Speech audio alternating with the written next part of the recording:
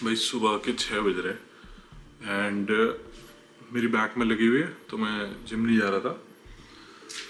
सुमी उठी, सुमी चिल्लाते हुए मुझे उठा रही है, please wake up wake up, apartment flood हो गया। मैंने कहा वर्ड बन गया, मेरे को कोई सपना आ रहा। 2 सेकंड में मैंने कहा नहीं, ये तो रियल वो है।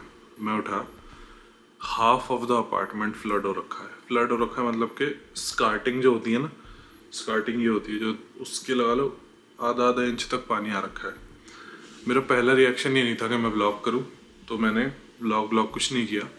मैंने कहा भाई पहले मैं इसका सोल्यूशन करूंगा तुरंत। तो मैंने फ़ोटो लिया ऑल दो सुमी के फ़ोन में कि इंश्योरेंस क्लेम अगर करना पड़े तो काम आएगी। तो पता नहीं क्या हुआ है अभी, तो जस्ट मैं पूरा डिसोरिएंटेड हूँ। अभी जस्ट सफाई करके हटा कि आई थिंक जो टॉयलेट बोल है उसमें से पानी निकला है रात को, या क्या हुआ है, या कोई प्लम्बिंग लीक है। ठीक है कि वहाँ से बाथरूम से पूरा पानी फ्लड होके पूरा हमारा लिविंग रूम, लॉन्ड्री और जो मेरा क्लोजेट है वहाँ तक पहुँच गया। तो उसको साफ़ किया हमने। साफ़ कैसे किया, अपार्टमेंट में 2-4 हमारे पास हैवी टावल है तो उनको बिछा बिछा के, है ना, 4-4 टावर है हम दोनों के पास, तो वो हैवी वाला टावल बिछा के। हाँ, लाइक माई वर्स्ट नाइट में जिसके मेरा अपार्टमेंट फ्लड हो जाए, वही हुआ। वो भी सुबह सुबह, ऐसा नहीं कि कोई अर्ली मॉर्निंग। क्या हुआ अभी तक समझ नहीं आ रहा। जैसे ही अभी तो मेंटेनेंस में डालूंगा कि भाई ऐसे ऐसे हुआ, बट या अभी अपडेट है, फोटोज डालूंगा।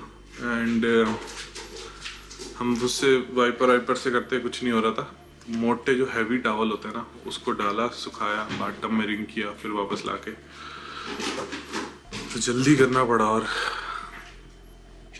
मैं तो मतलब क्या, मेरा दिमाग ही नहीं चल रहा अभी क्या हुआ होगा। टॉयलेट बोल से उल्टा प्लम्बिंग का हुआ आ रहा है पानी।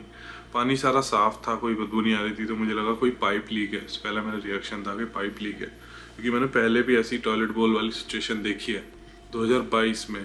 ठीक है, बट या अपडेट देते हैं कुछ घंटों बाद, जरा मैं फिगर आउट कर लूँ क्या हुआ है, किस लेवल की फ्लडिंग क्यों हुई है।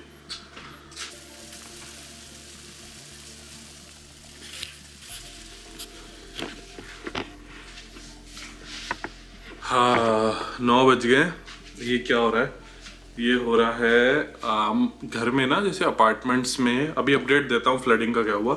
अपार्टमेंट्स में हम डेली इंडियन स्टाइल कुकिंग करते हैं, घी में, स्पाइसेस में ना, डेली डेली डेली डेली।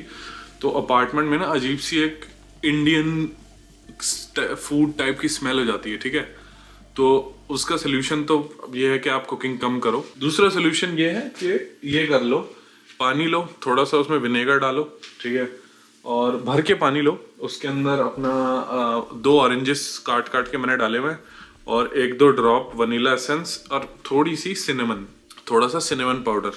ठीक है, और उसको 1 घंटे के लिए बस बॉईल कर लो, तब तक पानी उड़ जाए। घर में जो गंदी स्मेल हो रखी है ना, जो घी तेल की, इंडियन फूड की जो स्मेल हो रखी है, वो काफ़ी हद तक सप्रेस हो जाएगी, डाउन हो जाएगी। इसको अगर पूरे घर में ये ऐसे होता रहे तो ठीक है। तो ये एक सोल्यूशन है जिनके अपार्टमेंट्स और घरों में से इंडियन टाइप की स्मेल आने लगती है। फ्लडिंग का ऐसा है कि मेरे को समझ नहीं आ रहा कि फ्लडिंग हुई कहाँ से है। ठीक है, मैंने सब दिमाग लगा लिया। एक ही जो चीज़ मुझे समझ आ रही है कि पानी जो बोल है ना, उसमें से नीचे से ऊपर नहीं आया। जो फ्लश है, जिसमें पानी स्टोर होता है, जो फ्लश होता है टॉयलेट के ऊपर, उसमें कुछ ऐसी दिक्कत रह गई है कि वहां से पानी आए, सिर्फ गैस कर रहा हूं मैं कि वहां से पानी आया जा रहा है एंड वो बोल से निकले जा रहा है एंड मतलब उसको रोकने का उसका सिस्टम खराब हो गया है, क्योंकि पानी था बिल्कुल साफ, ना बदबू आ रही थी पानी में से। ठीक है, और रात को 2:30 या 2:45 बजे तो मैं ही सोया था। ठीक है, रात को, और तब तक तो कुछ नहीं हुआ था। और सुबह का अपना टाइम है वही 6 बजे, तो मुझे सुमिन उठा दिया उसके लिए। तो आई डोंट नो क्या हुआ है। अभी बिल्डिंग मेंटेनेंस वालों को बोलते हैं, देखते हैं क्या है। बट अपार्टमेंट का इंश्योरेंस होता है, तो इंश्योरेंस मैंने अपार्टमेंट का ले रखा है, प्रॉपर इंश्योरेंस है मेरा $1 मिलियन का। तो अगर कुछ भी होता है तो मतलब अपनी जेब से कुछ नहीं जाएगा। अगर हमें घर के बाहर भी रहना पड़ता है ना, अगर मान लो ज़्यादा फ्लडिंग हो गई और मुझे होटल में रहना पड़ रहा है, तो जो इंश्योरेंस वाले हैं वो होटल का पैसा भी रिम्बर्स वगैरह कर देते हैं। ठीक है। तो इसीलिए मैंने सुबह सुबह व्लॉग नहीं करा, मैंने जल्दी मतलब वो हो गया था, एकदम पैनिक सिचुएशन हो गई थी कि यहाँ तक पानी भर गया था, पूरा लिविंग रूम, पूरा नहीं आधा लिविंग रूम तक पानी भर गया था। तो मैंने कहा व्लॉग की ऐसी की तैसी, उसमें मैंने फ़ोटो ले ली इंश्योरेंस पर्पज़ के लिए and then I cleaned it.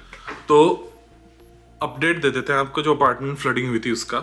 तो मैंने बिल्डिंग की मेंटेनेंस में कॉल किया, मैंने कहा हेलो जी, नहीं सॉरी, तो कनाडा में कैसा होता है कि आपको फॉर्म भरना पड़ता है, पहले आप जाओ मेंटेनेंस रिक्वेस्ट का फॉर्म भरो, उसके साथ एक इमरजेंसी नंबर भी होता है कि अगर आपकी रिक्वेस्ट पे कोई एक्शन नहीं हो रहा तो आप इमरजेंसी है तो कॉल कर दो।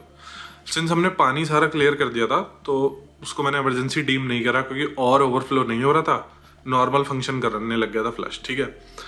तो मैंने रिक्वेस्ट रेज करी, लेकिन फिर मुझे लगा, मैंने कहा यार ये दोबारा हो गया तो बहुत ज़्यादा मैटर हो जाएगा। तो मैंने इमरजेंसी लाइन पे कॉल किया, मैंने कहा जी ऐसे ऐसे। तो जो हमारी बिल्डिंग मैनेजर है वो बोलती कि भाई आपने फ्लैश के अंदर क्या डाला है उसके लिए हम रिस्पॉन्सिबल नहीं है।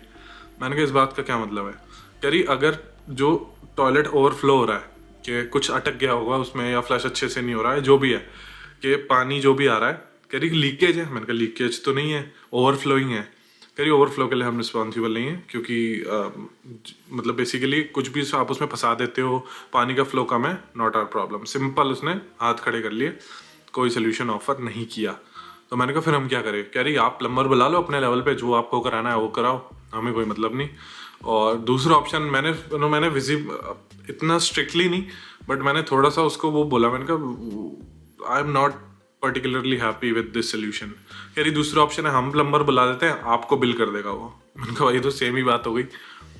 तो ये होता है जी कनाडा में, और ये कुछ इंडिया के अपने एडवांटेज है। गाड़ी से जाओ भग के बिठा के ले आओ प्लम्बर इलेक्ट्रिशियन जिसको भी। तो ये तो अभी तो कुछ नहीं हो रहा कि वो सही हो गया था, एंड मुझे तो पता भी नहीं क्या उसका वो था, but we never figured out, right? Hopefully it doesn't overflow again. हाँ, होपफुली दोबारा ओवरफ्लो नहीं होता, ठीक है।